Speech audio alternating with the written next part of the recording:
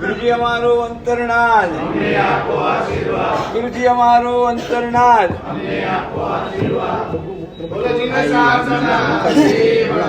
મને કીધું હા ચામી કમા સપનો બંદી ઉજાવણી જાય નિસિયાએ મધ્યે ચામી કમા સપનો બંદી ઉજાવણી જાય નિસિયાએ મધ્યે કા નમ હરી હરી રામા સુગંધા પ્રાપ્તિ યોજોજી સ્વામી સાતાજી આ પાણીનો લાભ ચામી કમા સપનો બંદી ઉજાવણી જાય નિસિયાએ મધ્યે ચાકારો સંતિ સમગણ ઉપયુક્તરાય ખામેવ નિજ્જમ ભાવે વિરયા જંકિચ્ય પદ્યમ પરપદ્યમ બદ્ધે પાણી મિને આલાવે સલ્લાવે ઉચાસણે સમાસણે ઉત્તર પાસે ઉત્તર જંકિચ્ય મત્સ વિણે પરિણમ સુમુમ્માકારુમા તુબે જાણન અહમ ન જંતુ ચાવી કમાસનો બંદી ઉજાવણી જાય નિસિયાએ ચાવી કમાસનો બંદી ઉજાવણી જાય નિસિયાએ ચાકારણ સંતિ સમગણ સંતિ ચાવી કમાસનો બંદી ઉજાવણી જાય નિસિયાએ ચાકારણ સંતિ સમગણ વિક્ષો વિક્ષાવી કમાસનો બંદી ઉજાવણી જાય નિસિયાએ ઇચ્છાય ભગવાન નમો હરિયમ તાણમ નમો સિદ્ધાણમ નમો આયર્યાણમ નમો વજ્જાયાણમ નમો લોયે સવસાવણમ એસો પંચનમુકારો સપપાવપણાસનો મંગલાનંચ સર્વેસિં પરમમ હવૈ મંગલમ આદિમં પૃથ્વીનાથમ આદિમ નિષ્પરિગ્રહમ આદિમં તીર્થનાથમ ચ ઋષભસ્વામી હસ્તુમ સુધાસુધર્વાગ્યોષ્ણા નિર્મલીકૃત દિનમુખ મૃગલક્ષ્માતમ શાંતિર શાંતિનાથ જનોસ્તુભ શ્રેયસ્યા મંગલકેલી સદ્મ શ્રી યુક્ત શંકેશ્વર પાર્શ્વનાથ દુર્વાર સંસાર ભયાચ્ચ રક્ષ મોક્ષસ્ય માર્ગે વર્ષાર્થવાહમ જય હિ જગજીવ જોણી વિયાણવો જગગુરુ જગાણંદો જગણાવો જગબંધુ જય જગપિયામો વૈભમ જય શ્રુયાણમ ભગવતીત્યરણમ પશ્ચિમો જય જય હિ ગુરુલોગાણમ જય મહપ્પા મહાવીરો ઓંકારમ બિંદુ સંયુક્તમ નિત્યમ ધ્યાયન્તિ યોગિનમ કામદમ મોક્ષદમ ચૈવ ઓંકારાય નમો નમઃ સર્વારિષ્ટ પ્રણાસાય સર્વાભીષ્ટાર્થદાયિને સર્વનિધાનાય ગૌતમ સ્વામિને નમઃ જ્ઞાનધ્યાન ક્રિયાધિકાર્ય કુશલ પ્રદ્યુમ્ન ચેતા ગુરુમ અંતર્લોચન મેઘમ રોદ્ભાસિતમ યસ્ય વૈ ઓંકારેણ સુસેવિતમ સતતમ ઓંકાર સેવાપરમ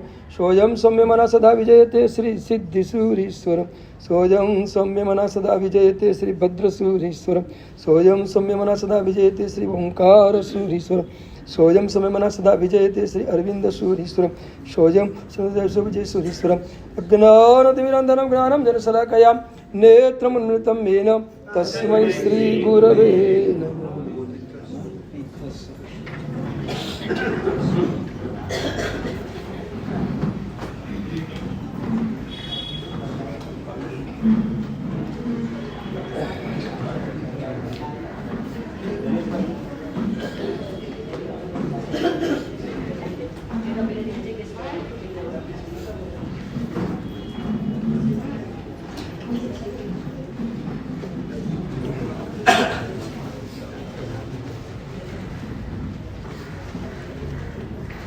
દીઠો સુવિધ જીણન સમાધિ રશે ભર્યો લાલ ભાષ્યો આત્મ સ્વરૂપ અનાદિનો વિશ્વર્યો લાલ શકલ વિભાગ ઉપાધિ થકી મનોવસર્યો લાલ સત્તા સાધન માર્ગ ભણી સંચર્યો હો લાલ.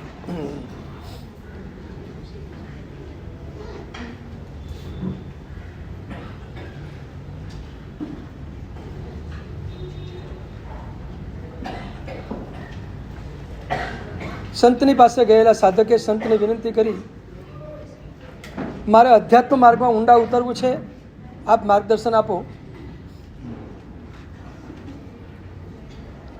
સંતે એના ચહેરા સામે જોયા પછી એને કીધું કે તું એક પહેલાં મારું કામ કરી આપ, પછી હું તને માર્ગદર્શનની શરૂઆત કરું. અને યુવાને પૂછ્યું કે શું કામ છે? તો કે આ સામે જે સગડીમાં કોલસા બળી રહ્યા છે,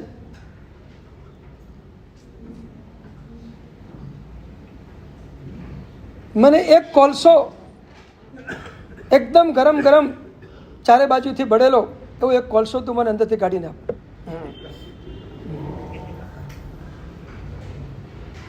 પેલા કીધું સારું કાઢી આપ. હાથથી તો કંઈ કઢાય નહીં. સંતે એને ચીપિયો પણ આપ્યો, લે આ ચીપિયાથી તું કાઢી આપ. પણ એને ઉપરથી એક કોલસો કાઢીને સંતને આપ્યો, લો સંત. તો કે હા નહીં, આ તો એટલો બધો ક્યાં બળેલો છે. એ કાઢી નહીં શક્યો. એ કે સંત મને આ નહીં ફાવે કાઢો. કેવી રીતે કાઢો? તો કે લાઈ ચીપ્યો મારી પાસે. ચીપ્યો સંતે હાથમાં લીધો અને સીધો આમ ઊંડો અંદર નાખ્યો અને અંદરથી એક કોલસો ધગધગતો બહાર કાઢ્યો. પછી પેલાને કે જો આ રીતે કાઢે. ઉપરથી કાઢે ને તો કોલસો બળેલો ન નીકળે. હા, એકદમ કાઢવો હોય તો સીપ્યો ઊંડો નાખવો પડે. બસ આ જ વાત છે. અધ્યાત્મમાં જવું હોય તો ઊંડા જવું પડે, ઉપરથી કાંઈ ના મળે.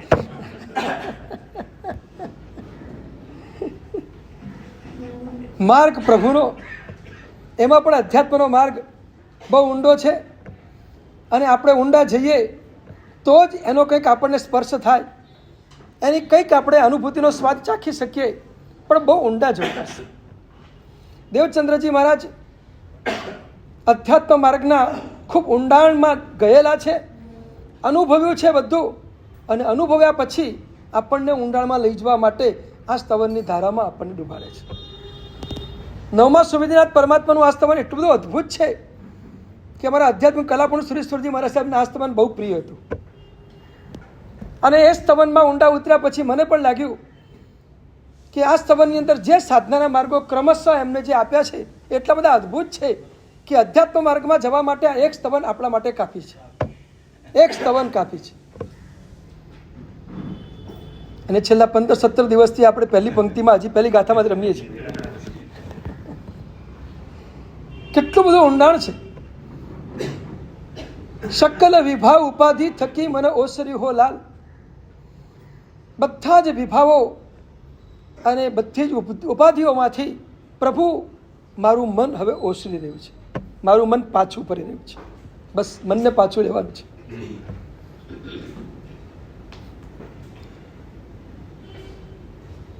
ક્યાંકથી મનને વાળવું અને ક્યાંક મનને જોડવું, આ અધ્યાત્મનો માર્ગ છે.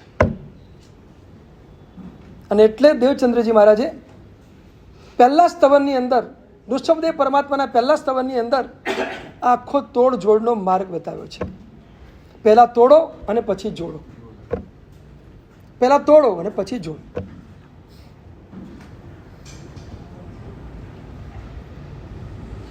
બે 2056ની સાલ અમે લોકો પાલિતાણા ચોમાસું હતા અને આચાર્ય ભગવાન અધ્યાત્મિક કલાપુરુષ સુરેશ્વરજી મહારાજ સાહેબનું ચોમાસું પણ ત્યાં જ હતું. એ વખતે એ ચાતુર્માસમાં લગભગ 21 આચાર્ય ભગવંતના ચાતુર્માસું ત્યાં હતા. 21 બહુ મસ્ત માહોલ. અને એમની વાચનામાં અમે રોજ જતા. એકવાર આ બધા પદાર્થો નીકળ્યા એટલે મેં સાહેબને પૂછ્યું, સાહેબ પહેલાં તોડવાનું કે પહેલાં જોડવાનું? હા, પ્રશ્ન તમને પણ કદાચ થયો હશે કે પહેલાં તોડવાનું કે પહેલાં જોડવાનું? હા હા, તોડીએ તો જ જોડાય અને જોડીએ તો ક્યાંક તૂટીએ જઈએ. માર્ગ તો બે છે. હા, તમે ક્યાંક જોડાવો તો ક્યાંક ડિવોર્સ થાય. સંસાર છે આ તો.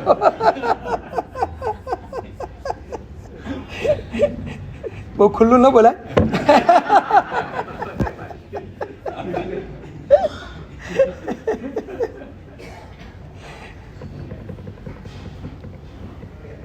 તોડ અને જોડની મસ્ત કથા. મને એમને બહુ જ માર્મિક વાત કરી.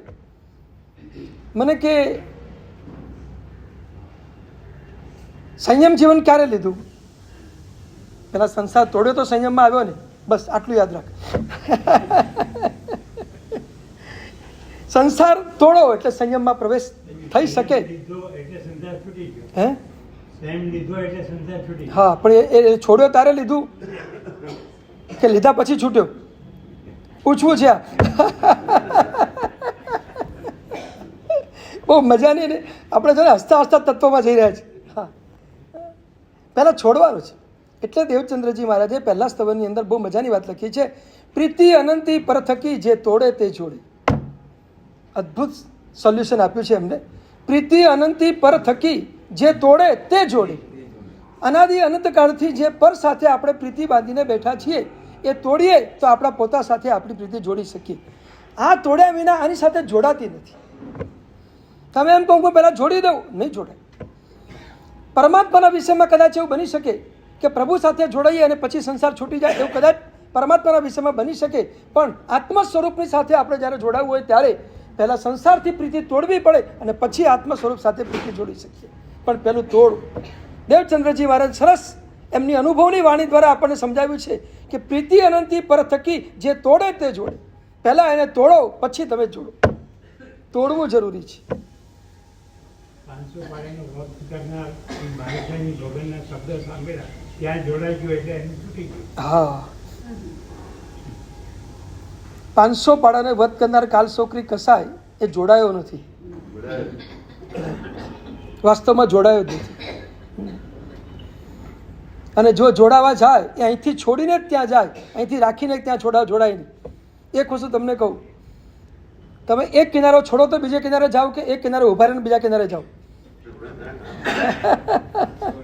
લોજિક શું છે તમે મને કહો?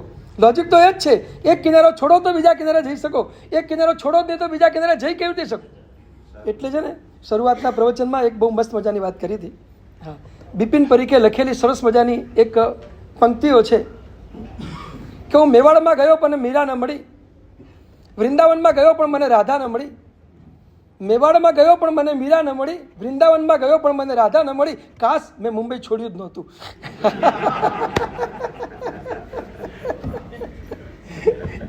બહુ મજાની પંક્તિઓ હતી એની. હા, આપણે મુંબઈ છોડીએ જ નહીં તો એ મેવાડમાં મીરા પણ ન મળે, વૃંદાવનમાં રાધા પણ ન મળે, અને ઘાટકોપર છોડીએ નહીં તો રાજગૃહમાં સુલસા ન મળે અને કૌશાંબીમાં ચંદના ન મળે. છોડવું પડે. છોડ્યા વગર અધ્યાત્મ જગતમાં પહેલાં છોડવાની ઘટના છે. છોડો અને પછી મેળવો. પહેલાં એનો ત્યાગ કરો અને પછી એના સ્વરૂપના આનંદમાં તમે ડૂબો, પણ પહેલાં છોડવું તો પડશે. છોડ્યા વગર આ સ્વરૂપનો આનંદ ક્યારે પણ માણી શકાતો નથી. પહેલી ઘટના છે છોડવાની. અને એટલે જ આપણે વાત કરી રહ્યા હતા કે ઉપાધિથી મુક્ત બનવું છે. સકલ વિભાગ ઉપાધિ થકી મને ઓ સર્યો લાલ. ઉપાધિથી મુક્ત બનવું છે, પણ ઉપાધિ શું છે?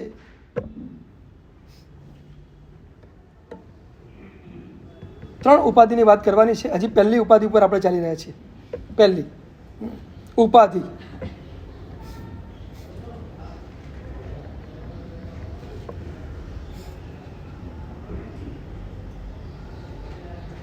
સંસારના કોઈ પણ પદાર્થનો કોઈના થયા નથી અને થવાના નથી, અને છતાંય બધાને હું મારા માનીને ચાલું છું. એ જ મારી પહેલી ઉપાધિ છે. બહુ સાદી સીધી સિમ્પલ ભાષામાં તમને કહું. હા, સંસારના કોઈ પણ પદાર્થો કોઈના થયા નથી ને કોઈના થવાના નથી, અને છતાં એ બધાને હું મારા માનીને ચાલું છું. આ જ મારું મિથ્યાત્વ, આ જ મારું મિથ્યા અજ્ઞાન છે, અને આ જ મારી સૌથી મોટી ઉપાધિ છે. હું માનું છું કે આ બધું મારું છે, બસ એ કોઈનું નથી, અને છતાં હું માનું છું કે મારું છે. બોલો, આમાં આપણે ભૂલા જ છીએ? આપણે ભૂલા નથી પડ્યા? પદાર્થ ભૂલા નથી પડ્યો, સામગ્રી પણ ભૂલ નથી પડી. સામગ્રી તમને મળી એ સામગ્રીની ભૂલ થઈ છે એવું નથી. સામગ્રી તમને મળી એ સામગ્રીની ભૂલ થઈ છે એવું નથી. એ સામગ્રીને તમે મારો છો એ તમારી ભૂલ છે એમ સામગ્રી સમજે છે. એમ છે, બરાબર? બહુ બહુ મજાની વાત છે બધી. હા, એ સમજે છે કે હું ક્યારે કોઈની થવા જ નથી. એ ભલે મને એ માનતો હોય કે હું એની છું, પણ હું કોઈની છું જ નહીં. એ તો સમજે જ છે. આપણે સમજીએ છીએ કે નહીં એ જોવાનું છે, બીજું કંઈ નથી. આવે જો એ સમજે છે ને, તમને કહું એનો એક પુરાવો તમને આપું. એ સમજે છે એનો પુરાવો આપું. ભલે એ જડ છે, નથી સમજતી, છતાં સમજે છે એનો પુરાવો આપું છું. બોલો, આપણે અહીંથી જ્યારે વિદાય થઈએ, મૃત્યુ થઈ જાય અને વિદાય થઈએ ત્યારે એમાંની કોઈ સામગ્રી આપણી સાથે આવે ખરી? બોલો, એ કેટલી સમજે છે કે હું કોઈની છું જ નહીં, શું કરવા છું? હું પણ હું એ બેઠી જ છું, એને જોવો તો જાય, મને શું ફરક પડે? તમે જુઓ, આ સામગ્રી પણ તમારું સન્માન સાચવવા હતી, તમે શું કરે સામગ્રીનું સન્માન સાચવો છો? મારે એમ કહું છે, સમજ્યા નહીં તમે? હા, આ સામગ્રી તમારું સન્માન સાચવતી નથી, તમારી વિદાય વખતે ક્યાંય તમારી સાથે આવતી નથી, તો તમે શું કરે એની પાછળ દોડો છો? હવે સમજાયું કે નહીં? બહુ સીધી સિમ્પલ વાત છે આપણી પર. હા, આપણે શા માટે એની પાછળ દોડીએ? પણ એ આપણી પાછળ તો આવતી જ નથી કોઈ જગ્યાએ. કે સાહેબ આપણે પછીના પરિવારને સોંપીને તો જઈ શકીએ છીએ. હે, આપણા પરિવારને પછી તો સોંપીને જઈ શકીએ છીએ ને. બહુ સરસ. જો આ જવાબ મને ગમી ગયો એકદમ. તમારા બધા જવાબ મને તો ગમવાના જ છે.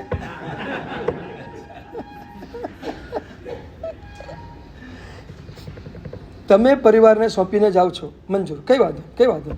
હવે મારે એટલું જ પૂછવું છે, એની કોઈ ગેરંટી ખરી કે પરિવાર પાસે ટકશે જ બધું? સાહેબ એની જવાબદારી. જવાબદારી નહીં, હું ગેરંટી પૂછું. તમે આપો છો પછી એની પાસે ટકશે એવી કોઈ ગેરંટી ખરી? એવી ગેરંટી ખરી? જો એક પાછું તમને કીધું, સંપત્તિના ક્ષેત્રની અંદર 3 કલંકો છે.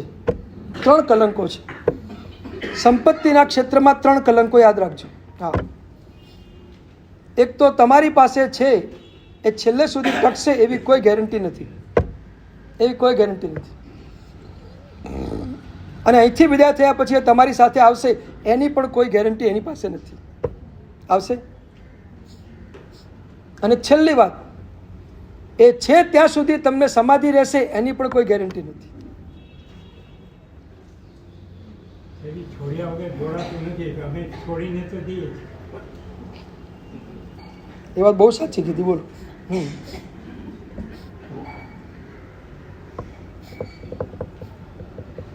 ઇન્કમ ટેક્સ વાળો આવે ને તારે તમારે છોડવું તો પડે જ. તારે પણ તમારે છોડવું તો પડે જ. સાચું બોલો, એને છોડ્યું કહેવાય?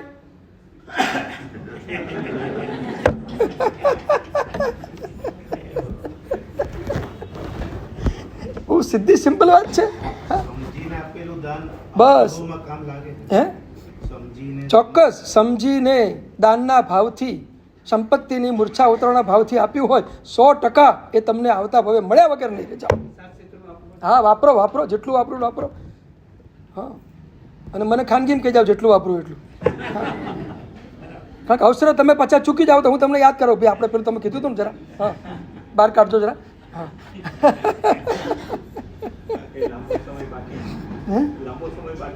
હા, હવે નજીક જ છે. રવિવારે શરૂ થાય છે. હા, પહેલી ઇનિંગ રવિવારે છે અને બાકીની ઇનિંગ પર્યુષણમાં છે.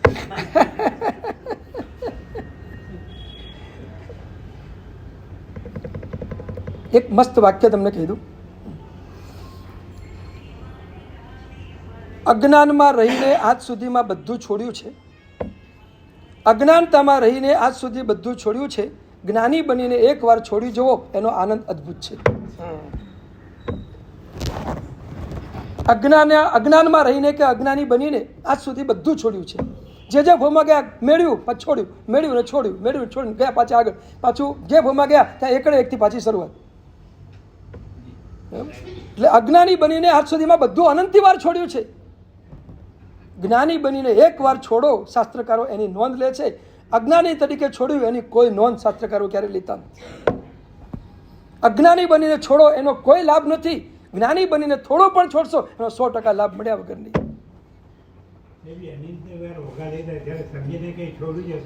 ચોક્કસ. પણ મારે એ જ કહેવું છે, અનંતી વાર વગર છતાં આપણો મોક્ષ કેમ નથી થયો ત્યાં પ્રશ્ન છે.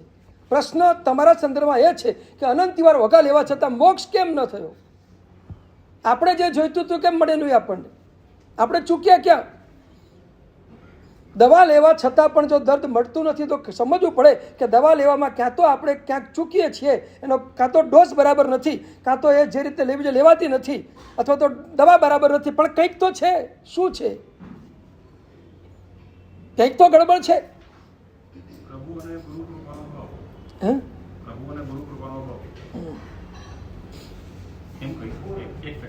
હા, ઘણા બધા ફેક્ટરો પૈકીનું એક ફેક્ટર હોઈ શકે. પણ એક વસ્તુ છે, પ્રભુ અને ગુરુની કૃપા મળે ક્યારે? મળે ક્યારે? દર્દી બનીને જે હોસ્પિટલમાં જાય એનો રોગ જાય. દર્દી બનીને જે જાય હોસ્પિટલમાં એનો રોગ જાય. વિદ્યાર્થી બનીને સ્કૂલમાં જાય તો એને વિદ્યા પ્રાપ્ત થાય. ક્લાર્ક બનીને જાય તો ન થાય. વિદ્યાર્થી બનીને સ્કૂલમાં જાય તો એને વિદ્યા મળે. દર્દી બનીને હોસ્પિટલમાં જાય તો એનો રોગ જાય.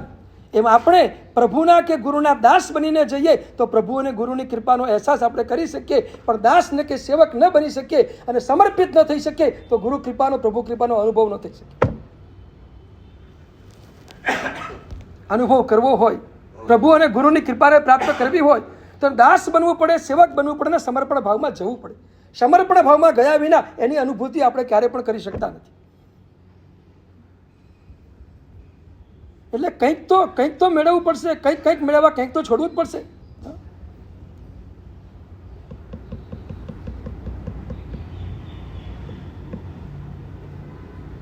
તો અજ્ઞાની બનીને ઘણી બધી વાર બધું છોડ્યું છે, અનંતી વાર બધું છોડ્યું છે.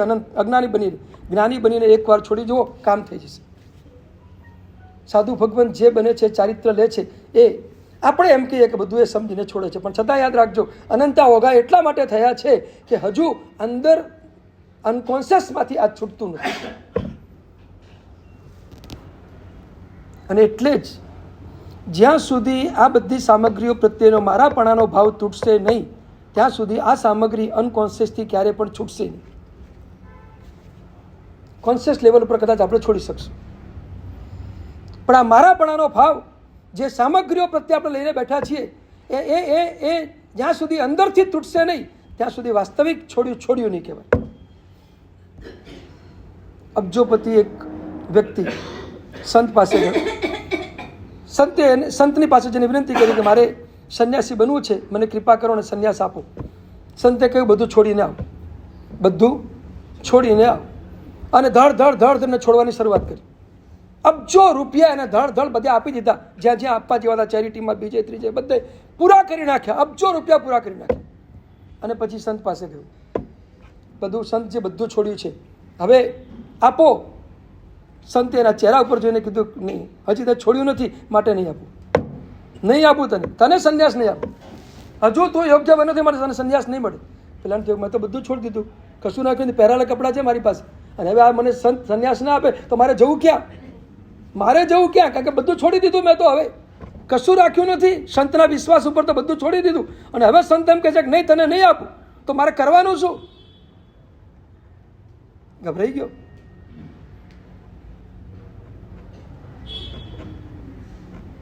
એ ગભરાયો તો સંતને પણ દયા આવી, ચલો અત્યારે એમને આપી દો, આગળ સુધરશે એમ સમજીને આપણે આપી દઈએ, આગળ સુધરશે કઈ. એને સંન્યાસ આપી દીધો. અને સંન્યાસ લીધા પછી સંતની સાથે ફરી રહ્યો હતો. જ્યાં જ્યાં જાય સંતો સાધનામાં બેસી જાય, આ ભાઈ થોડાક જણા છૂટા હોય એટલે જે લોકો આવે બધા પાસે થોડી ઘણી વાર્તાલાપ કરે, સંવાદ કરે. અને સંવાદમાં એક વાત તો ખાસ કે હું અબજ રૂપિયા છોડીને આવ્યો છું, હું અબજ છોડીને આવ્યો છું, હું આટલું છોડીને આવ્યો છું. અને ક્યારેક સંત આ વાક્ય સાંભળી જાય એટલે સંતે એકવાર એને બોલાયો અને કહે છે ભાઈ તું છોડીને આવ્યો છે એવું બોલીશ નહીં, કારણ કે તે હજી અંદરથી છોડ્યું જ નથી. તે કદાચ સંપત્તિને લાત પણ તારે લાત બરાબર લાગી નથી, એટલે અંદરથી નીકળ્યું નથી બધું. હું અબજ છોડીને આવ્યો છું, એ પણ જ્યાં સુધી ભૂલાય નહીં ને ત્યાં સુધી સાચો સંન્યાસ મળે નહીં. આપણે ભૂલ ક્યાં કરી છે? અનંત વખત ચારિત્ર લીધા ત્યાં ભૂલ ક્યાં કરી છે? અહીંયા જ ભૂલ કરી છે. હા, હું આ બધું છોડીને આવ્યો છું, એનો અહંકાર આપણે ઊભો રાખ્યો છે. અને અહંકાર ઊભો રાખ્યો છે ને માટે આપણા ચારિત્ર પણ જે કામ કરવું જોઈએ એ કરી શક્યા નથી. અહંકાર ઊભો રાખ્યો છે, મારાપણાનો ભાવ ઊભો રાખ્યો છે, કર્તૃત્વનો ભાવ ઊભો રાખ્યો છે. આ બધા ભાવો જ્યાં સુધી અંદર ઊભા છે ત્યાં સુધી સાચી દીક્ષા પ્રાપ્ત થઈ, નિશ્ચયથી દીક્ષા પ્રાપ્ત થતી નથી. વ્યવહારની દીક્ષા આપણે કદાચ ઘણી બધી લીધી, નિશ્ચયથી દીક્ષાના અંશ સુધી પહોંચ્યા નથી, માટે આપણું ઠેકાણું પડ્યું નથી. બરાબર, કાન ખોલીને સાંભળી લેજો. હા, નિશ્ચય ચારિત્ર સુધી પહોંચ્યા નથી, નિશ્ચયથી સંસાર છોડવા સુધી પહોંચ્યા નથી. મારાપણાનો ભાવનો ત્યાગ કરી અને બધું છોડ્યું હોય એવું કદાચ હજુ બન્યું નથી. અને એટલા માટે આપણે હજુ પણ આ સંસારમાં રખડી રહ્યા છીએ. આનંદકાળની રખડપટ્ટીનું સૌથી મુખ્ય કારણ આ જ છે, આ જ કારણ છે.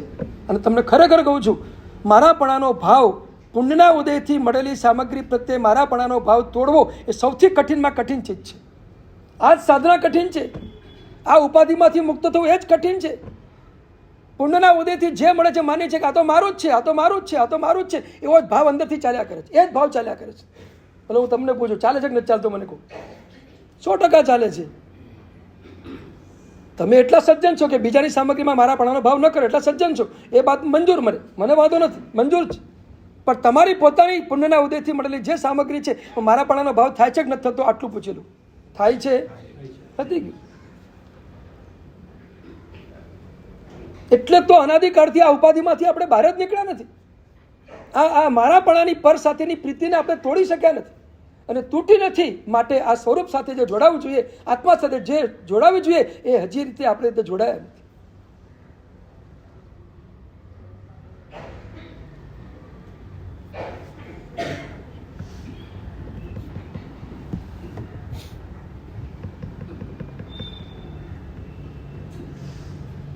જડમાં ચેતનનો આરોપ એ મિથ્યા જ્ઞાન છે. જડમાં ચેતનનો આરોપ એ મિથ્યા જ્ઞાન છે. જડમાં આ ચેતન છે એવું માનવું એ મિથ્યા દર્શન છે.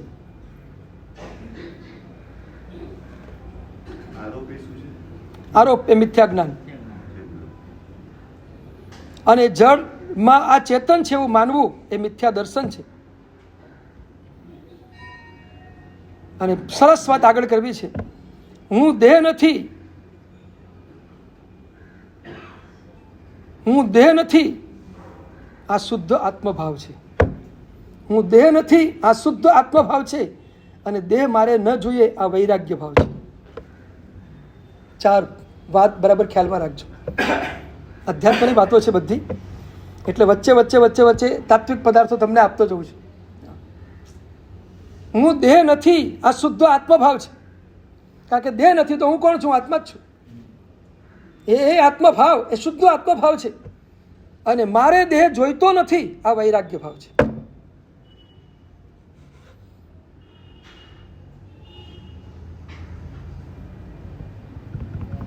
અસત પદાર્થ ઉપરનો ગમો એ રાગ છે અને સત પદાર્થ ઉપરની અરુચિ એ દ્વેષ છે. રાગ અને દ્વેષની વ્યાખ્યા. અસત પદાર્થો ઉપરનો રાગ, અસત પદાર્થો ઉપરનો ગમો એ રાગ છે અને સત પદાર્થો ઉપરની અરુચિ એનું નામ દ્વેષ છે. અને આ બધામાંથી આપણે બહાર નીકળવાનું છે. પણ શરૂઆત આપણે અહીંથી કરવી છે કે આ જગતના પદાર્થોને જે મારા માન્યા છે, પુણ્યના ઉદયથી મળેલા ને, એમાંથી મારે બહાર નીકળવું છે. હા, ચોક્કસ. ગાઢ મિથ્યાત્વ હોય ને ત્યારે આત્મ સ્વરૂપ ઉપર પણ દ્વેષ જાગે છે. હા, ગાઢ મિથ્યાત્વી આત્માને આત્મ સ્વરૂપ ઉપર દ્વેષ જાગે છે. તમને ખરેખર કહું, તમારા માટે અનુમોદનાની વાત કરું આજે સરસ મજાની. હા, તમને આ બધું સાંભળવું ગમે છે, એનો મતલબ એ છે કે તમારું મિથ્યાત્વ મંદ પડ્યું છે. બહુ સરસ વાત છે. હા, બાકી ગાઢ મિથ્યાત્વી આત્માને તો આત્માની વાતો ત્રાસ રૂપે લાગે, કંટાળ લાગે, એ ઉઠી જાય, મારે નથી સાંભળવું. ત્રાસ રૂપે લાગે, ત્રાસ લાગે એને. આ શું શું શું બોલ્યા કરે છે? હા, પણ તમે આટલા પ્રેમથી સાંભળો છો ને એટલે લાગે કે તમારું મિથ્યાત્વ કેટલું મન પડ્યું છે. થોડો ધક્કો મારો, બહાર નીકળી જશો. બહાર થોડો ધક્કો મારવાનો છે, બીજું કાંઈ કરવાનું નથી. અમારો પ્રયત્ન તમે થોડો ધક્કો મારવાનો છે. થોડો ધક્કો લાગી જાય તો તમે સીધા બહાર નીકળી જશો, અનાદિકાળના મિથ્યામાંથી બહાર નીકળી જશો. અને આત્મા જે અંદરથી અનુભવ કરશે, જે આનંદ આવશે જિંદગીમાં, ભવ ચક્રમાં જે આનંદ નહીં માણ્યો હોય એવો આનંદ સમ્યક દર્શન વખતે આત્મા માણે છે. એ માણવો છે આપણે, એ માણવો છે. હા, સત ઉપરની અરુચિ છે, ભયંકર અરુચિ છે. હા, અને એક વાત તમને કહું, મોટા ભાગના અભવ્ય જે મુક્તિ અદ્વૈત સુધી નથી પહોંચ્યા, જે એવા અભવ્યો છે, એ બધાને સત તરફની ભયંકર અરુચિ છે. હા, અને ભવાભિનંદી બધા આત્માઓને આ તરફની અરુચિ જ હોય. ભવાભિનંદી જેટલા આત્માઓ છે બધાને આ તરફની અરુચિ હોય. કારણ કે જેને આ સંસારનો રસ પડી ગયો હોય અને એમાં જ ગાઢ રસ હોય એને આને આ વસ્તુ સાંભળવી પણ ન ગમે, સાંભળવી પણ ન ગમે. એમાં ઉતરવાની તો વાત નહીં, સાંભળવી એ ન ગમે. હા, તમને ગમે છે ને, ખરેખર ધન્યવાદ આપું. તમને આનંદ છે કે તમને આટલી ઊંડી વાતો પણ સાંભળવાનો રસ છે, અને એ જોઈને અમને બોલવાનો પણ એક આનંદ આવે છે. જળ વસ્તુમાં કદાચ રાગ ન રાખીએ. હા, જળ વસ્તુમાં રાગ ન રાખીએ. બરાબર બરાબર. પણ મારા ગુરુ, મારી એટલી યાત્રા, મારું આ તપ, મારું આ સુકૃત, બરાબર. યાત્રા રાખું કે ના રાખું? ચોક્કસ. પ્રશસ્ત રાગની હમણાં ના પાડતો નથી. હમણાં શુભ રાગ હમણાં કરો, વાંધો નથી. અશુભ રાગમાંથી નીકળવા માટે શુભ રાગમાં જાઓ. એટલે તો કહું છું. હા, તમે સંપૂર્ણ રીતે અશુભને કાઢી ન શકો તો ટ્રાન્સફર તો કરો તમારા રાગને. રાગને ટ્રાન્સફર કરો, અશુભમાંથી શુભમાં તો લઈ જાઓ કમસે કમ. હા, હવે રાગ કરો તો શુભમાં જ કરો, અશુભમાં ન કરો, એટલું કમસે કમ શરૂ કરો. ગુરુ પ્રત્યે કરો, દેવ પ્રત્યે કરો, સાધર્મિક પ્રત્યે કરો, અનુષ્ઠાન પ્રત્યે કરો, એના પ્રત્યે કરો. એમાં કાંઈ ના જ નથી. એ રીતે આગળ વધો. હા, પણ એક વસ્તુ યાદ રાખજો, એ રાગમાં તમે જશો શુભના રાગમાં, આગળ જતા એ શુભનો રાગ તમને શુદ્ધમાં લઈ જશે અને શુભ છૂટી જશે. અને ઓટોમેટિક થશે, કરવાની કંઈ જરૂર નથી, સહજ થઈ જશે, બધું સહજ થઈ જશે. પણ આવો શુભના રાગમાં તો આવો, પરમાત્મા ઉપરનો રાગ કરો. આમ લાગે કે પરમાત્માને દર્શન ન કર્યા તો બેચેન બની જાય, એ હદે રાગ વધારી નાખો, એ હદે રાગ વધારો. જેમ સંસારમાં રાગનું પાત્ર ન જોવાય ત્યાં સુધી માણસ બેચેન બને છે, એવી રીતે પરમાત્મા પ્રત્યેનો રાગ આપણો એવો હોય, ન જોઈએ ત્યાં સુધી આપણે બેચેન બની જઈએ. ગઈકાલે સાંજે પરમાત્માના દર્શન કરીને ઘરે આવ્યો રાત્રે 8 વાગે, અને પછી આખી રાત પરમાત્માના દર્શન વગરની ગઈ. સવારે સીધો ઉઠે ને એવો દોડે ને કે વચમાં 2-4 ભટકાઈ જાય તો બેન પાડીને પણ પહોંચી જાય ભગવાન પાસે, જોવે જ નહીં કે એટલો એને અંદરથી તલસાટ હોય. આ રાગ, આનું નામ રાગ. તમે રહી ન શકો એ હદે પરમાત્મા પ્રત્યેનો રાગ જમાવો. પ્રભુના દર્શન વગર, ભક્તિ વગર રહી ન શકાય, એ હદે રાગ જમાવો તમે. હું તો રાજી જ છું આ રાગમાં, અને હું તો ઈચ્છું છું કે આ ઘાટકો પર બધું આ રાગમાં આવી જાઓ. રાગની માત્રાને વધારતા જાઓ. એટલે સામાન્ય અંશે રાગ છે જ નથી એવું નથી કહેતો હું તમારા જીવનમાં, પણ એ રાગને હવે થોડોક ઉચકો, એ લેવલ સુધી રાગને લઈ જાઓ કે આ સંસારનો રાગ છૂટી જાય. એ લેવલ ઉપર એ રાગને લઈ જાઓ, પછી એ રાગનો તમને ખરેખર વાસ્તવિક આનંદ માણવા મળશે. અને પછી એ જે તમે એક્સ્ટ્રીમ લેવલના રાગે પહોંચ્યા ને, હું હંમેશા કહું છું, ભક્તિ યોગની એક અદ્ભુત વ્યાખ્યા તમને બતાવું આજે. હા, ભક્તિ યોગની પ્રારંભિક અવસ્થામાં ભક્ત પરમાત્મામાં ડૂબવાનો પ્રયાસ કરે એ ભક્તિ યોગની પ્રારંભિક વ્યાખ્યા છે. મારે પ્રભુમાં ડૂબવું છે, આ ભક્તિ યોગની શરૂઆતની વ્યાખ્યા છે. ભક્તિ યોગની પરાકાષ્ઠાની વ્યાખ્યા એ છે કે એવા એ ભક્તને પરમાત્મા એના સ્વરૂપમાં ડૂબાડી દે, એ ભક્તિ યોગની પરાકાષ્ઠા છે.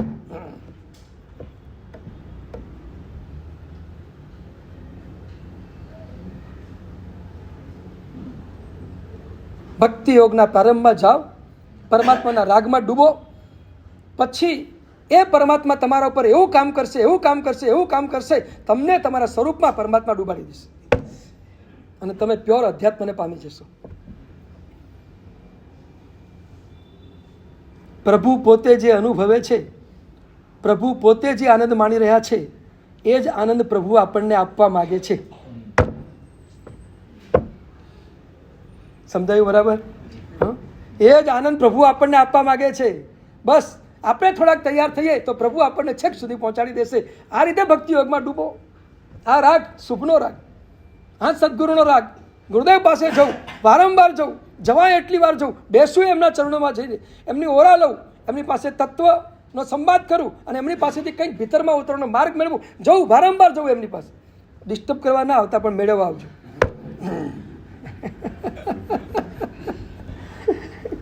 બે વસ્તુ છે. તમે એમને માઇન્ડ બેસો તો અમારો સમય પસાર થઈ જાય. સમય પસાર કરવા માટે અમે નથી.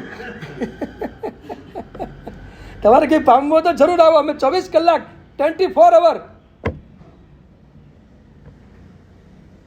તૈયાર છીએ, પણ પામવું હોય તો આવો. અસતનો રાગ તૂટે તો સતનો અસત રીતે રાગ તૂટે, સત રીતે દ્વેષ ઉતરે, બે ભેગું થાય કે બે અલગ અલગ થઈ શકે? ભેગું પણ થઈ શકે. ના, થઈ શકે. હા, આ બાજુ રાગ તૂટે એનો જ અર્થ છે કે પેલામાં દ્વેષ તૂટ્યો, એ જ અર્થ છે. સંસાર ઉપરનો રાગ તૂટે એનો જ અર્થ છે કે તમને શાસન ઉપરનો અને આત્મા ઉપરનો રાગ વધ્યો. કોઈ પ્રત્યે નિંદા તિરસ્કારના ભાવ પડ્યા તો એ સતનો દ્વેષ થયો. કોઈ પ્રત્યે નિંદા અને તિરસ્કારનો ભાવ પડ્યો હોય ને, એ ખરેખર સત ઉપરની અરુચિત છે. કારણ કે જેના ઉપર તમને નિંદા કરો છો એ વ્યક્તિ પણ આત્માથી તો સતત છે, એની પાસે પણ પોતાનું સ્વરૂપ તો પડેલું જ છે. હા, એ પણ વ્યક્તિ તરીકે ભલે ગમે તે હોય, પણ દ્રવ્ય તરીકે તો સત છે. એટલે એના દ્રવ્યને જોઈએ તો એના ઉપર ક્યારે પણ અરુચિ જાગે નહીં. યાદ રાખજો, જે કંઈ અરુચિ જાગે છે ને એ પર્યાયના જોવાથી જાગે છે. દ્રવ્યને જોવાથી અરુચિ ક્યારે પ્રગટતી નથી. તમે એના મૂળભૂત સ્વરૂપને જુઓ, ક્યારે પણ અરુચિ નહીં પ્રગટે. ગમે તેવો દોષી આત્મા, પણ છે તો આત્મા ને. આજે દોષી છે, વર્તમાન પર્યાયમાં એ દોષી છે, એ કાયમનો દોષી થોડો છે. એ શુદ્ધ સ્વરૂપી આત્મા છે, અને એને આપણે જોઈએ તો આપણો દ્વેષ અંદરથી નીકળી જાય. શું જોવાનું છે એ નક્કી કરવું પડે.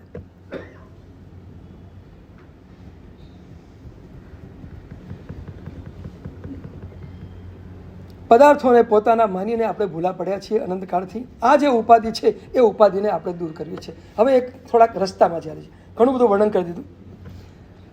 તમે પ્રશ્ન પૂછતા નથી કે સાહેબ આ પદાર્થો પ્રત્યેનો મારાપણાનો ભાવ તૂટે કેવી રીતે? તમે રસ્તો તો પૂછતા જ નથી, મારે જ બતાવવાનું. હા, તોડવો છે ભાઈ, તોડવો છે કે રાખવો છે? તોડવો છે ને. હવે રસ્તો બતાવું. બહુ સાદી સીધી સિમ્પલ એક વાત. આ પદાર્થો મારા નથી એવું આપણે માનવું કેવી રીતે? પહેલી વાત, આ પદાર્થો મારા નથી એ માનવું કેવી રીતે? એકદમ સરળમાં સરળ લોજિક આપું તમને. જેનું પરિણમન તમારી ઈચ્છા પ્રમાણે ન થાય એને તમારે તમારો માનવો નહીં. બહુ સાદી સીધી વાત. મતલબ તમારી ઈચ્છા પ્રમાણે જે ન ચાલે એને તમારો માનવો નહીં. આ તો બહુ સિમ્પલ વાત છે ને. તમારા સંસારમાં આવું ન કહેવાય કે તમારી ઈચ્છા પ્રમાણે કોઈ ન માનતો તમે એને તમારો માનો. એમ જ કરો છો, છતાંય માનો છો. હવે લોચો પાછો.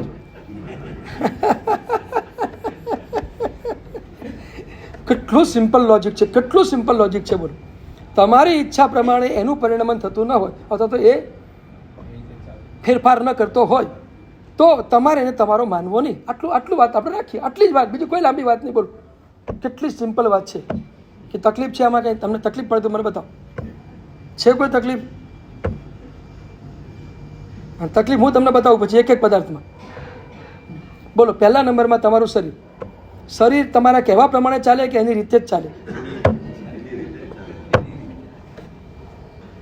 તો પછી શરીરને મારું માનવાની જરૂર ખરી આપણે? જો એની રીતે ચાલતું હોય તો મારે એને મારું કેવી રીતે માનવાનું? મારા કીધું તો એ કરતું જ નથી કાંઈ. માથું ચડી જાય, હું કહું ઉતરી જા, તો નથી ઉતરતું. કેવી રીતે ઉતરે? ક્યાં ઉતરે છે?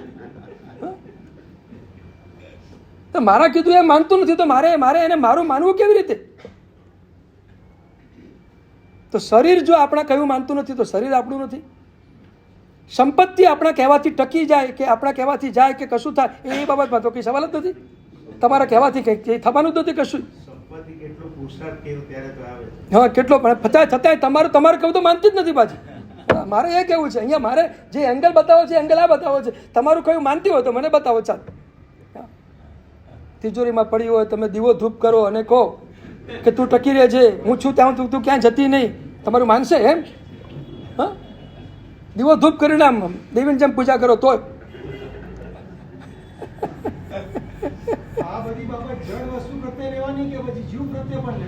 ચોક્કસ જીવ પ્રત્યે પણ તમને બતાવી દઉં. કોઈ પણ જીવ તમારા કહેવા પ્રમાણે ક્યારેય પણ કરતું નથી. એક પણ જીવ બતાવી આપો. એનું પરિણામ તમારા કહેવા પ્રમાણે થતું જ નથી. હું દરેક વસ્તુમાં કહું છું, તમે જ્યાં મારું માનો છો ત્યાં દરેક વસ્તુમાં, જ્યાં તમે મારું માનો છો ત્યાં દરેક વસ્તુમાં બધી XY Z વસ્તુ લાવો. ચાહે વસ્તુ લાવો કે ચાહે વ્યક્તિ લાવો, વસ્તુ ને વ્યક્તિ બે જ છે. અને ત્રીજા નંબર તમારો વિચાર, 3 ચીજ છે.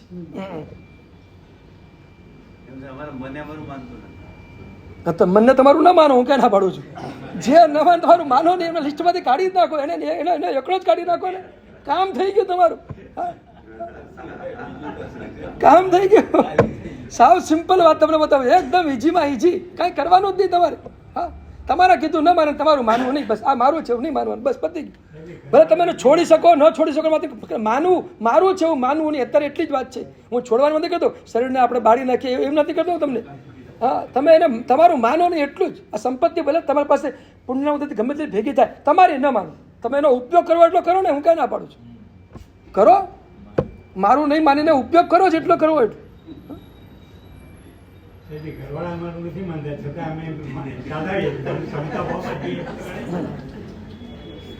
હવે બહારની ક્ષમતા છે કે અંદરનું આર્ત ધ્યાન છે, મારે પૂછવું પડે તમને પાછું.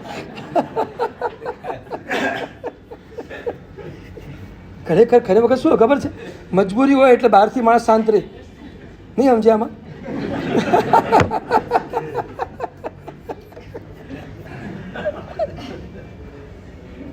આજે હું મૂડમાં જ છું.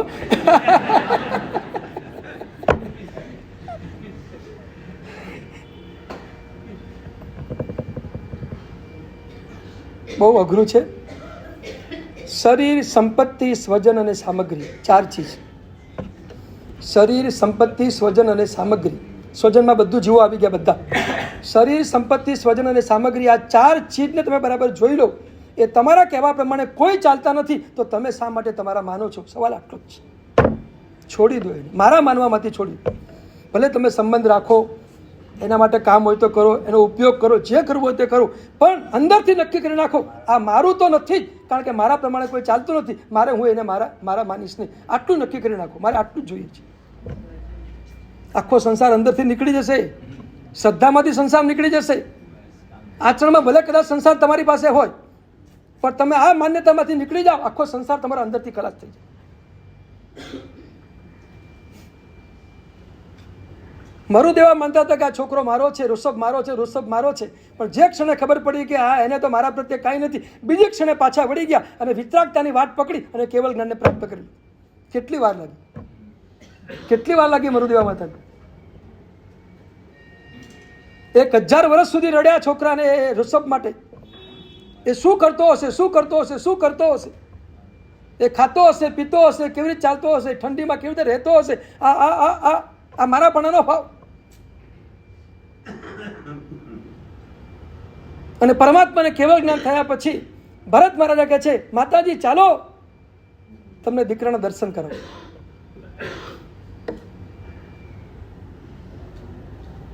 અને સમવસ્ત્ર ઉપર બેઠેલા દૂરથી મરુદેવા માતાએ દીકરાના દર્શન કર્યા. અને ભરત માતા કહે, જો આ તમારો દીકરો આટલે ઊંચે જઈને બેઠો છે. સમવસ્ત્ર કેટલું ઊંચું ખબર છે? 20,000 તો પગથિયા હોય, 20,000 પગથિયા. હા, અત્યારે કોઈ મકાન છે કે જેને 20,000 પગથિયા હોય? 100 માળનું હોય કે 200 માળનું હોય, 20,000 પગથિયા કઈ જગ્યા છે? બતાવો તો ખરા. હા, અને છતાં પરમાત્માનો અતિશય એવો છે કે ચડવાની શરૂઆત કરીને થાક લાગે નહીં ક્યાં. હા, તમે લીપ બગડે પછી 10 માળ ચડી જાઓ, ખબર પડે કેવી રીતે ચડે.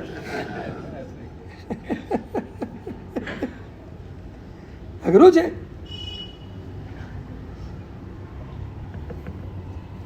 ભરત મહારાજા બતાવે છે કે જો આ તમારો દીકરો આ 3 ગઢ ઉપર સિંહાસન ઉપર બેઠો છે. જુઓ તો ખરા શું ઠાઠ માર છે.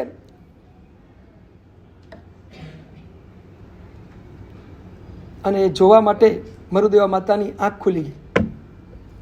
પહેલા બહારની આંખ ખુલી અને જોયું કે ઓહો આટલો ઊંચો ચડ્યો છે. મને યાદ નથી કરતો, મને યાદ નથી કરતો. આ શબ્દથી મરુદેવા માતા પાછા વળે છે. એક બાજુ જોઈએ તો પરમાત્મા પ્રત્યેનો અહોભાવ જાગ્યો છે કે વાહ શું મેળવ્યું છે એને. એક અંદરથી અહોભાવ શરૂ થયો છે. અને પછી એ મને યાદ નથી કરતો એનો મતલબ એ છે કે એ વિતરાગ છે, મને કેવી રીતે યાદ કરે? મારે પણ વિતરાગ બનવાની યાત્રા શરૂ કરવાની છે. અને મરુદેવા માતા ચાલ્યા.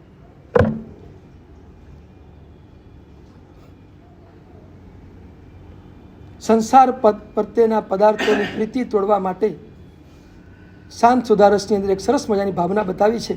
અને એ ભાવના છે અન્યત્વ ભાવના. તમે અન્યત્વ ભાવનામાં ચાલ્યા જાઓ, સંસાર પ્રત્યેનો, પદાર્થો પ્રત્યેનો મારાપણાનો ભાવ તૂટી જશે. એકત્વ ભાવનાથી પોતાના પ્રત્યેનો અહોભાવ અંદરથી વધે અને પોતાની સાથે એકતા સદાય. અને અન્યત્વ બધા પદાર્થોને પોતાનાથી ભિન્ન માનવાથી એના પ્રત્યેનો રાગ તૂટી જાય, મારાપણાની બુદ્ધિ તૂટી જાય. મરુદેવા માતા અન્યત્વ ભાવનામાં ગયા છે. અને પછી અમને લાગ્યું કે હું મારો પુત્ર કરું છું. હકીકતમાં મારું છે જ શું? કશું જ નથી. બધું જ મારાથી ભિન્ન છે. આ જ્ઞાન, આ અધ્યાત્મ અંદરથી પ્રગટ થયું. ઋષભદેવ ભગવાનની દેશના સાંભળી નથી મરુદેવા માતાએ ઋષભદેવ ભગવાનનો એક શબ્દ પણ સાંભળ્યો નથી કેવળ જ્ઞાન પછી.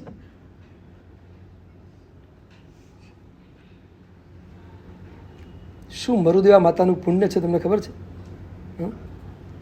ખરેખર કહું તમને, આ કાળની અંદર સૌથી શ્રેષ્ઠ પુણ્ય જો કોઈનું હોય તો એમ લાગે કે મરુદેવા માતાનું છે શ્રેષ્ઠ પુણ્ય. હા, એ અધ્યાત્મ જગતની વાત બરાબર છે કે એકેન્દ્રિયમાંથી પંચેન્દ્રિય અને પંચેન્દ્રિયમાંથી સીધા કેવળ જ્ઞાનને મોક્ષ. એ વસ્તુ જવા દો. હું તમને તમારી ભૌતિક જગતની અપેક્ષાએ કહું છું કે મરુદેવા માતા જો કોઈ બીજી માતાનું પુણ્ય નથી. શું અદ્ભુત પુણ્ય છે મરુદેવા માતા. તમે તમારી કેટલી પેઢીને જોઈ શકો?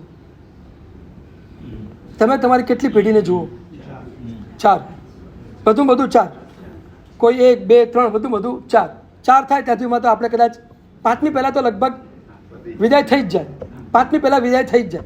4, તમને ખબર છે રાજસ્થાનમાં એક બહુ જોરદાર રિવાજ છે, પરંપરા છે, જબરદસ્ત પરંપરા. રાજસ્થાનના કોઈ હોય તો ખબર હશે, અમે તો રાજસ્થાનમાં જઈએ ને ત્યારે પરંપરા જોઈએ બધી, બહુ જબરદસ્ત પરંપરા. જ્યારે એમને ચોથી પેઢીનો દીકરો થાય ત્યારે એ લોકો શું કરે, સોનાની 4 પગથિયાવાળી નિસરણી બનાવડાવે અને પછી વાતે ગાતે જઈ અને પરમાત્માના ચરણોમાં સમર્પિત કરે. આખી આ એક પરંપરા છે. ત્યાં ચોથી પેઢી થઈ એટલે આ કામ કરવાનું, 4 પગથિયાવાળી આખી નિસરણી બનાવવાની, નાનકડી, અને સોનાની બનાવવાની, નાનકડી, અને પછી એ પરમાત્માના ચરણોમાં સમર્પિત. કેમ કે પ્રભુ તારી કૃપાથી આજે ચોથી પેઢી આવી. પ્રભુનો આભાર માનવાનો, પ્રભુ તારી કૃપાથી ચોથી પેઢી આવી. એટલે તમે વધુમાં વધુ બહુ બધો 4 પેઢી જોઈ શકો, એથી વધારે તો તમે જોઈ શકતા નથી. મરુદેવા માતાએ કેટલી પેઢી જોઈતી ખબર છે તમને? મરુદેવા માતાએ કેટલી પેઢી જોઈતી, આંકડો બોલીશ તમે અધ થઈ જશે, આશ્ચર્ય લાગશે. મરુદેવા માતાએ એમના જીવન 72,000 પેઢીઓ જોઈ. 72,000, 84 લાખ પૂર્વનું આયુષ્ય છે. આયુષ્ય કેટલું લાંબુ છે? 84 લાખ પૂર્વનું આયુષ્ય છે. હા હોય ને ક્યાં ના પડું છું. હા, પણ પેઢી તો ચાલ્યા કરે ને. પેઢી તો નાની ઉંમરથી શરૂ થઈ જાય ને. પેઢી કે 84 લાખ પૂર્વે શરૂ ન થાય. પેઢી તો 6 લાખ પૂર્વથી શરૂ થઈ જાય. 5-6 લાખ થાય એટલે પેઢી તો શરૂ થઈ જ જાય. હવે એ તમે કલ્પના કરો કે એક પછી એક પેઢી આવતી જ જાય. અને તમને એક વાત પૂછું, મરુદેવાની માતાની કુક્ષીમાં ઋષભદેવ ભગવાન રહ્યા, એ કેટલા મહિના રહ્યા કે પૂર્વ રહ્યા? બસ તો પતિ ભાઈ તમે સમજો, એક પૂર્વમાં કેટલી પેઢી થાય? આ તો 84 પૂર્વ છે. તમે ગણતરી ગણો, તમને ખબર પડે એક પૂર્વમાં કેટલી પેઢી થાય. 70,560. હા, આટલા અબજ વર્ષ, 72,000 પેઢી મરુદેવા માતા પોતાની સામે જોઈ રહ્યા છે. શું મરુદેવા માતાનું પુણ્ય છે, આપણે કલ્પના ન કરી શકીએ એવું પુણ્ય મરુદેવા માતા પાસે છે. એટલે તો કહું છું કે આ કાળમાં સૌથી શ્રેષ્ઠ પુણ્ય જો કોઈનું હોય તો મરુદેવા માતાનું છે.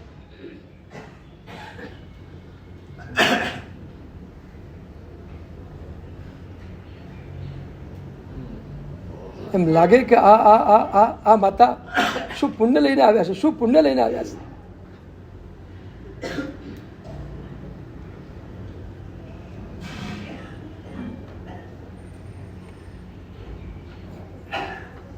આવા પુણ્યશાળી મરુદેવા માતા, અને એમને છોડીને જ્યારે ઋષભદેવ ભગવાને દીક્ષા લઈ લીધી અને રડતા મૂકીને લીધી, એ તો ખબર ને તમને, રડતા મૂકીને લઈ લીધી. માતા રડે છે, ખબર છે પરમાત્માને માતા રડે છે, પણ સાધના કાળમાં ગયા પછી પરમાત્મા ક્યારે પણ પાછું વળીને જોતા નથી. છોડ્યું પછી પાછું વળીને ક્યારે. એટલું તો કહું છું, મારાપણાનો ભાવ છોડો ને, બસ પછી જે છોડો છો ને એના પ્રત્યે ક્યારે તમને પાછું વળીને જોવાનું મન નહીં થાય. મેં કેટલું દાન આપ્યું એ હજુ પણ મારાપણાનો ભાવ પ્રગટ કરી રહ્યું છે. બહુ ઊંડે વિચારણા કરજો, બહુ ઊંડે. હા, મેં કેટલું દાન આપ્યું એમાં ઊંડે હજુ મારાપણાનો ભાવ ક્યાંક પ્રગટ થઈ રહ્યો છે. મેં આટલું આપ્યું, ભાઈ તારું હતું જ ક્યાં? મેં આપ્યું શા માટે તું ગર્વ કરે છે? અપાઈ ગયું, પ્રભુની કૃપાથી છૂટી ગયું, સારું થયું, છૂટ્યું, એટલાથી હું બચી ગયો. આ ભાવ અંદરથી કેળવું તો છોડવાનું મન થશે, અને છોડ્યા પછી એનો આનંદ પૂરેપૂરો માણી શકાશે. નહીં તો અહમનો આનંદ માણશે, દાનનો આનંદ નહીં આવે. યાદ રાખજો. હા, એ અહમનો આનંદ છે, દાનનો આનંદ નથી આવતો. આપણે છૂટ્યું એનો આનંદ જોઈએ છીએ, અને એ આનંદ જોઈતો હોય તો બસ છૂટી ગયું, પ્રભુ ક્યાં કેવી કૃપા કરી કે બધું છૂટી ગયું. આ ભાવમાં જોઉં છું.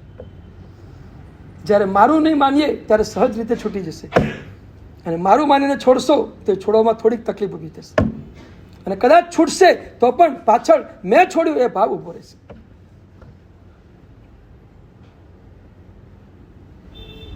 કરીશ. આ બધી વાતો મારે તમને સમજાવવાની છે, પણ પર્યુષણ પછીના તબક્કામાં આ સ્તવનની જ્યારે ત્રીજી ગાથા આવશે ત્યારે ત્રીજી ગાથામાં આ જ દાનના ભાવોને આપણે બહુ જ વિસ્તારથી જોઈશું, અદ્ભુત રીતે જોઈશું. દાનાદિક નિજ ભાવ હતા જે પરવસાહો લાલ.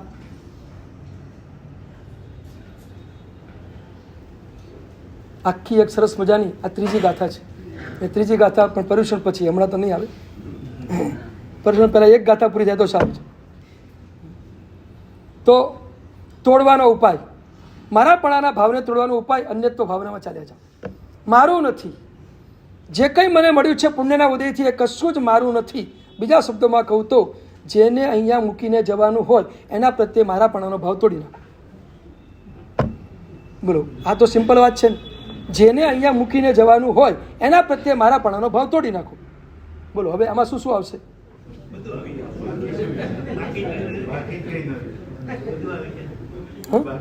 બાકી જ નહીં કંઈ. સાવ સીધી વાત છે. જેને મૂકીને જ જવાનું છે એના પ્રત્યે મારાપણાનો ભાવ કરીને આપણે શું કામ છે? મારું માનવાથી ફાયદો શું એમાં? જો મૂકીને જ જવાનું હોય તો મારું માનવાની જરૂર શું છે? પણ હજી આ જ્ઞાન અંદરથી પ્રગટ થતું નથી. મૂકીને જવાનું છે 100% ખબર છે, પણ મૂકીને જવાનું છે એના પ્રત્યે મારાપણાનો ભાવ ન કરવો, એમાં આપણે ક્યાંક કાચા પડીએ છીએ. બુદ્ધિના લેવલ અને એ બુદ્ધિના લેવલ સુધી છે. શું હજી મારાપણાનો નીચે જતો નથી અંદર. નહીં, બુદ્ધિના લેવલ સુધી પણ આ મારું નથી એ ભાવ તો હજી આવતો નથી. બુદ્ધિના લેવલ સુધી નથી આવતો. મારે એમ કહું છે કે બુદ્ધિના લેવલ સુધી આવે છે. ચલો અંદરના લેવલ સુધી પછી વાત કરું. બુદ્ધિના લેવલ સુધી આવશે તો અંદરના લેવલે જશે. અને બુદ્ધિના લેવલ ઉપર આવશે તો અંદર જશે, ને તો અંદર કોન્શિયસ લેવલ ઉપર આવશે વિચાર, તો એ અનકોન્શિયસમાં જશે. પણ જે વિચાર કોન્શિયસમાં નહીં આવે, વિચાર અનકોન્શિયસમાં જશે કેવી રીતે? જે વિચાર કોન્શિયસમાં આવે ને એ જ વિચાર પછી ઘૂંટો તો અનકોન્શિયસમાં જાય, ઘૂંટો તો અનકોન્શિયસમાં જાય, પણ ઘૂંટો નહીં તો અનકોન્શિયસમાં ન પણ જાય. પણ કમસે કમ કોન્શિયસમાં વિચાર ઘૂંટવો તો પડશે ને. આ મારું નથી એ વિચાર કોન્શિયસ લેવલ ઉપર, બુદ્ધિના લેવલ ઉપર એને ઘૂંટવો પડશે, અને એને ઘૂંટીને અને અનકોન્શિયસ લેવલ ઉપર ઉતારવું પડશે. અને પછી અનકોન્શિયસ લેવલ ઉપર જ્યારે જશે ને પછી અંદર રહેલા એ મારાપણના સંસ્કારોને તોડવાનું કામ કરશે. આખી પ્રોસેસ છે અધ્યાત્મ જગતની.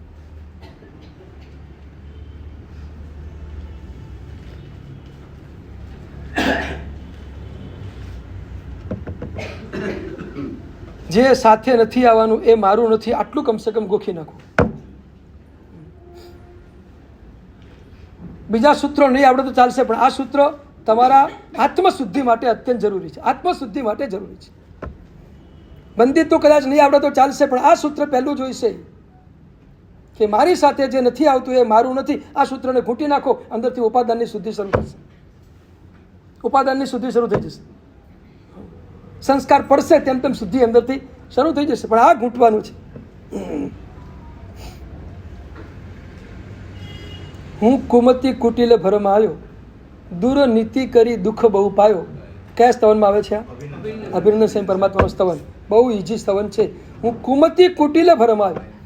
તમને એટલું પૂછું, કુમતી એટલે શું ને કુટિલ એટલે શું? કુમતી એટલે શું ને કુટિલ એટલે શું? કુમતી જે મારું નથી એના ઉપર મારાપણાની માન્યતા કરવી, આનું નામ કુમતી છે. આ કુમતી છે. અને જે હું નથી એમાં હું પણ કરવું એ કુટિલતા છે. આ કુટિલતા છે. શરીરે હું નથી છતાં શરીરમાં હું પણાનો આરોપ કરવો, આનું નામ કુટિલતા. અને આ સંસારની સામગ્રી મારી નથી છતાં એને મારી માનવી, આનું નામ કુમતી છે. અને એટલે સ્તવનકાર મહર્ષિ કેટલી ઊંચી વાત કરે છે. કુમતી કુટિલે ભરમાયો, દૂર નીતિ કરી દુઃખ બહુ પાયો. પરમાત્મા આ કુમતી આ કુટિલતાના કારણે મેં આ જગતના પદાર્થો સાથે કંઈ નહીં પણ મારા પોતાની સાથે મેં દૂર નીતિ કરી છે. યાદ રાખો, આ દુર્નીતિ આપણા પોતાની સાથે થઈ રહી છે. કુમતી અને કુટિલતા દ્વારા એ દુર્નીતિ આપણી પોતે થઈ રહી છે. આપણે પોતાને અન્યાય થઈ રહ્યો છે, અને એ અન્યાયમાંથી પ્રભુ તું મને બહાર કાઢ, આવી અદ્ભુત નિશ્ચયની વાત એક નાનકડી પંક્તિમાં એ સ્તવનકાર મહર્ષિએ લખેલી છે. હું કુમતી કુટિલે ભરમાયો, દૂર નીતિ કરી દુઃખ બહુ પાયો. હું મારી જાતને અન્યાય કરીને આ સુધીમાં દુઃખને પામ્યો છું. પ્રભુ આ અન્યાયમાંથી તું મને મુક્ત કર.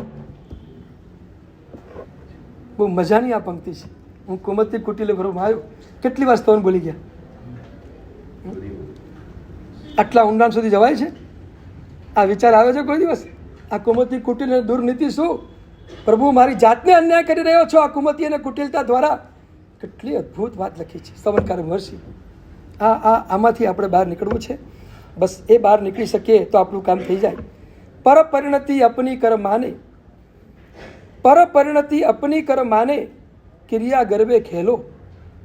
પર પરિણતિ અપની કર માને, ક્રિયા ગરબે ખેલો. આ પર પદાર્થો પ્રત્યે પોતાનું મારું છે એવું માને અને પછી આખા જબરદસ્ત ક્રિયાઓ કરે અને ક્રિયામાં એ ખેલો થઈ જાય તો અહીંયા બહુ સરસ વાત કહે છે, કહો જઈને ક્યું કહીએ, કહો જઈને ક્યું કહીએ, સો મૂર્ખમાં એ પહેલો. સરસ પંક્તિ લખી છે. પરમ ગુરુ કહો જઈને ક્યું કહીએ, આનું એક આખું સરસ મજાની સજ્જાઈ છે અને સજ્જાઈની આ સરસ મજાની પંક્તિ છે. પર પરિણતિ અપની કર માને, ક્રિયા ગરબે ખેલો. કહો જઈને ક્યું કહાય, સો મૂર્ખમાં એ પહેલો. પર પદાર્થ પ્રત્યેની પોતાની માન્યતાને મારાપણાની માન્યતાને છોડતો નથી અને આ બધી ક્રિયા કરે છે ને ઘેલો થાય છે. હું આમ કરી આ ક્રિયા કે આ, અરે ભાઈ તારું મૂળમાં જ અશુદ્ધિ પડી છે, પહેલી મૂળની અશુદ્ધિને દૂર કર, પછી તું કરીશ તો 100% તને રિઝલ્ટ આપ્યા વગર નહીં રહે. પરમાત્માના શાસનની ક્રિયા છે, રિઝલ્ટ 100% આપે. વ્યવહાર પ્રભુએ કહેલો છે માટે 100% રિઝલ્ટ આપવા વાળો જ છે. પણ એની સાથે જે આ જોઈએ કે આ બધા પ્રત્યેની મારાપણાની પરિણતિને, મારાપણાના ભાવને મારે છોડીને જો ક્રિયા માર્ગમાં હું જાઉં તો જ્ઞાન અને ક્રિયાનો સમન્વય થાય અને જ્ઞાન અને ક્રિયાનો સમન્વય થાય તો 100% મોક્ષ મળ્યા વગર. જ્ઞાન ક્રિયાભ્યામ મોક્ષ, એકલી ક્રિયાથી મોક્ષ પ્રભુએ ક્યારેય પણ કહ્યો નથી. જ્ઞાન અને ક્રિયાનો સમન્વય એ આપણને મોક્ષ આપી શકે અને એટલે આ નાનકડી પંક્તિમાં જ્ઞાન અને ક્રિયાનો સમન્વય છે. પર પરિણતિને પોતાની ન માનવી એ જ્ઞાન યોગ છે અને પછી ક્રિયા કરવી એ ક્રિયા યોગ છે. બંનેનો સમન્વય થાય તો મોક્ષ હાથમાં છે. સમજાઈ ગયું? ટાઈમ થઈ ગયો આજે. ઉપાધિ, શકલ વિભાગ ઉપાધિ થકી એક ઉપાધિ, 3 ઉપાધિની વાત કરવી છે. આજે પહેલી ઉપાધિની વાત કરી છે. હવે આવતીકાલથી બહુ મસ્ત મજાની બીજી ઉપાધિ તરફ નજર નાખીશું. બીજી ઉપાધિ આપણને અનાદિકાળથી કઈ વળગી છે, એને કઈ રીતે દૂર કરવી, એની મજાની વાતો હવે પછીના ચર્ચા કરીએ. રવિવારે, હવે રવિવાર નજીક આવે છે. આજે કયો વાર થયો? શુક્રવાર. કાલે શનિવાર, પરમ દિવસે રવિવાર. રવિવારે સિદ્ધિ તપના તપસ્વીઓની પારણા વગેરેનો જે પ્રસંગ હવે પર્યુષણ પછીના દિવસોમાં આવી રહ્યો છે, એના જે કેટલાક આદેશો આપવાના છે એ આદેશો રવિવારે આપવાના છે. આજે તમને એટલું જ કહેવું છે, તૈયાર થઈને આવજો. મારું નથી એમ સમજીને માનીને આવી જજો અને પછી છોડી દેજો બધું બેઠા અહીંયા જેટલું છોડવું એટલું બસ. પણ આ તપસ્વીઓનો લાભ મને મળે, આવા તપસ્વીઓને પારણા કરાવવાનો લાભ મને મળી જાય, મારું જીવન ધન્યાથી ધન્ય બની જાય. હું તપ કરી શકતો નથી તો કમસે કમ પારણા તો કરાવું તપસ્વીને અને એ રીતે મારા અંતરાય કર્મને તોડું. તમે આ ચડાવો લઈને તમારા અંતરાય કર્મને તોડવાનું કામ કરી શકશો. એટલે કમસે કમ તમે તપ કર્યો હોય કે ન કર્યો હોય તો પણ તમે પારણાનો ચડાવો તો લઈ શકો. એટલા માટે લેવાનો છે. આવા તપસ્વીએ તપ કરીને ખરેખર જે કમાલ કરી છે એ લોકોને પારણા કરાવું તો મારો તપ કરવાનો જે અંતરાય છે એ પણ તૂટી જાય અને આવતીકાલે મારા જીવનમાં પણ આવી સરસ મજાની તપ સાધના આવી જાય અને એના દ્વારા મારી લખલૂટ નિર્જા થઈ જાય, મારો આત્મા શુદ્ધ થઈ જાય. આવો એક સરસ મજાનો એંગલ સાથે તમે તમારા અંતરાયને તોડવા માટે બસ જીવનમાં એકવાર નક્કી કરજો કે મારા પરિવારમાં કોઈએ કર્યું હોય કે ન કર્યું હોય, મારે તપસ્વીઓને પારણા કરાવવા છે એ પણ આદેશ લઈ શકે છે. આ ભાવ રાખજો. છેવટ બહુમાન કરવાનો ભાવ. કોઈ પણ એકાદ બે ચડાવવા મને મળી જાય તો મારું જીવન આ તપસ્વી તપની અનુબંધા દ્વારા ધન્ય બની જાય. આ ભાવ રાખીને અત્યારથી તૈયારી કરજો. હજી આજ અને કાલ 2 દિવસ વિચારણા માટે છે. પરિવારમાં જેને પૂછવું એને પૂછી લેજો, જે કરવું એ કરી લેજો, પણ મનમાં નક્કી કરીને આવજો આ ચડાવો તો મારે લેવો જ છે. XYZ જેટલામાં આવે એટલામાં પણ લેવો તો છે જ. આ ભાવ સાથે આવો. રવિવારે સરસ રીતે આગળ વધો. પરમ પૂજ્ય આચાર્ય ભગવાન પૂજ્ય સાધુજી ભગવાનના ચરણો કોટી કોટી વંદના. પુણ્યશાળી ભાઈઓ તથા બહેનો, ફક્ત 2 મિનિટ એક આદેશ પણ છે. આજે સિદ્ધિ તપના સર્વે તપસ્વીઓ સુખશાતામાં દેવગુરુ કૃપાથી આજે સિદ્ધિ તપના સર્વે તપસ્વીઓની 6ઠી બારીમાં મંગલ પ્રવેશ. આજે પચકાણ બધાને સામૂહિક રીતે હમણાં જ આપવામાં આવશે. આપણા શ્રી સંઘના આંગણે ચાલી રહેલા સિદ્ધિ તપના પારણા મહોત્સવનું ભવ્ય આયોજન શ્રી સંઘ દ્વારા પૂજ્ય ગુરુ ભગવાન પૂજ્ય સાધુજી ભગવાનની નિશ્રામાં કરવામાં આવેલ છે. એ નિમિત્તેના પારણા મહોત્સવના જે આદેશો છે તે 18 ઓગસ્ટ શ્રાવણ સુદ 14 ને રવિવારના સવારે 9 વાગ્યાથી અત્રેના નીચેના હોલમાં આપવામાં આવશે. જે પણ ભાગ્યશાળી તમને અગાઉ મેસેજ દ્વારા બધા આદેશોનું વિગત આપવામાં આવેલી છે, રવિવારે પણ આપવામાં આવશે. એ આદેશોનું સંઘના મુનિમજી બનીને સંઘ વતી સંઘના ચોપડામાં આલેખન કરવાનું છે.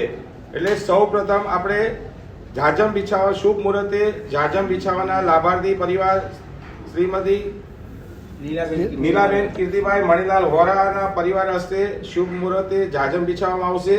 ત્યારબાદ જે પણ સંઘના મુનિમજી બનવાનો આદેશ લેશે એમને અત્રે બહુમાનપૂર્વક સંઘ દ્વારા બિરાજમાન કરી અને ત્યારબાદ આદેશો શરૂ કરવામાં આવશે. એ આદેશો માટેની મુનિમજી બનવાનો સંઘના મુનિમજી બનવાનો આદેશ અત્યારે રૂપિયામાં ફટાફટ બોલવાનો છે. જેની પણ ભાવના હોય અત્યારે આપી દેવાનું. આજે જ આપી દઈએ. એક દિવસ આપો છો. એક દિવસે આપો ને બધું રવિવાર સવારે આપીએ. તો એક રવિવારે દિવસે આપીશું. શરૂઆત સવારના પહેલા આદેશ આપીને પછી બીજા ચડાવ શરૂ કરવા, ફરી બીજા ચડાવ શરૂ કરવા. એ માહોલમાં સારું રવિવારે રહેશે. સવારે તે એ આદેશ આપી એને તરત જ બિરાજમાન કરી અને પછી જ આદેશોની શરૂઆત કરવામાં આવશે. ભક્તિ સંગીત માટે અનિલ સાલેચા કરીને પધારશે. એકદમ ખૂબ જ જોરદાર છે. માટે આદેશો વાળાએ પણ પોતાની રીતે સારામાં સારી ભાવના રાખીને આદેશોના બેનને કહી દીધું છે. લાભ લેવાની ભાવના રાખજો. સામૂહિક પચકાણ આજે અને આવતીકાલે પૂજ્ય સાધ્વીજી ભગવાનનું વ્યાખ્યાન માંગલિક છે. આજે બપોરે સંઘના બહેનો માટે 2:15 વાગે ઓમ સિદ્ધિ ઓમકાર મોલ નું સિદ્ધિ ઓમકાર મોલનું એક ભવ્ય આયોજન કરવામાં એક અનોખો મોલ છે. માટે 2:30 થી 4 વાગ્યા સુધી પૂજ્ય સાધ્વીજી ભગવાનની નિશામાં સંઘના બહેનો માટે અત્રે આયોજન કરવામાં આવ્યું છે. એ રીતે આવતીકાલે શનિવાર શિબિર હોવાથી સવારનું માંગલિક પૂજ્ય સાધ્વીજી ભગવાનનું માંગલિક વ્યાખ્યાન માંગલિક રહેશે. કાલે શિબિર રવિવારે ચડાવવાનો બધા કાર્યક્રમ છે. એ દિવસે જે સંક્ષિપ્ત પણ થોડું ઘણું જે પ્રવચન કરવાનું છે એ પ્રવચનનો વિષય બહુ મજાનો છે. પ્રભુ બોલે છે. પ્રભુ બોલે છે આ વિષય ઉપર શરૂઆતમાં થોડીક ક્ષણો સુધી એ પ્રવચન કર્યા પછી આપણે કયા ભાવમાં જવું અને કેવા કેવા પ્રસંગો બન્યા છે, આજ મુંબઈમાં મને કેવા અનુભવો થયા છે, એની કેટલીક વાતો એ પ્રભુ બોલે છે ના એ પ્રવચનમાં તમારી સામે મૂકીશ. બહુ મજાની કેટલીક વાતો છે, અનુભવી છે બધી, અને એ વાતો તમારી સામે મૂકીશું અને પછી આપણે ચડાવવાના કાર્યક્રમમાં આગળ જઈશું. થોડી ભૂમિકા તો કરવી પડશે. તપસ્વીઓ સાતામાં છો? વાહ! આજે છઠ્ઠી બારીમાં તમારો પ્રવેશ. તમે તો હવે આગળ વધી ગયા. બહુ ખૂબ સરસ, ખૂબ અનુમોદના. 1, 2, 3, 4 ને 5 પાર કરીને હવે તપસ્વીઓ હા છઠ્ઠા કોઠામાં આવી ગયા છે. હા, અભિમન્યુનો છઠ્ઠો કોઠો પાર કરી દેશે. અભિમન્યુ ભલે ન કરે, આ લોકો કરી દેવાના બધા. ચલો પચકાન હા કરો વંદન.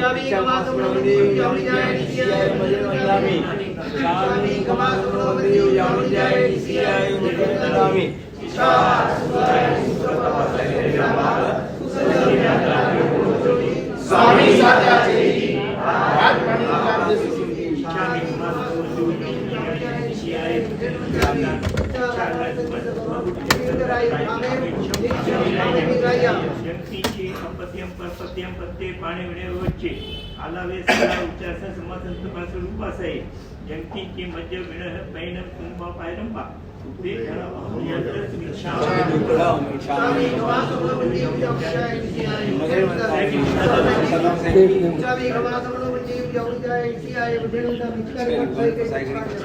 પચકાણ સમયે પોતાની જગ્યા જાળવી રાખજો. હા, 6 ઉપવાસ, અઠ્ઠમ, છઠ અને ઉપવાસ બધું ભેગું આવશે. પચકાણ માટે જગ્યા જાળવી રાખો. ઉપવાસવાળા પણ ભેગા લઈ લેજો. સૂર્યયોગી નવરંતમ સૂર્યયોગે 14 ભત્તમ, અઠ્ઠમ ભત્તમ, છઠ ભત્તમ અપડતન બચકાય ચંપારન તિમ્બિયારમ મસ્તમ પાણો કેમ સાઈમમ અંતરાપણ સસ્તાગણ પાટણ ત્રણ સાલ પછી સૂર્યયોગે પટી મુસીબત અંતરાપણ પાનસ બોલવા શશિત તણવા અસિત તણવા ઓસ આંબેલ ઉગેશ્વરનો કાચ પછી સાલ પછી ઉણચમ પિયાર વસ્ત્ર તગણમ આંબેલમ વિગય નનો વિગાસન વ્યાસન કે તિમ્બિયાર વસ્ત્ર કેમ સાઈમમ અંતરાપણ સસ્તાગણ સાગર શશિત તણવા અસિત તણવા ઓસ તારણા તગણ ઓસ સૌર મંગળ મંગળ સર્વ કલ્યાણ કારણ પ્રધાન શ્રદ્ધામ જૈનમ જય તુલસીની શાસન કશું સાથે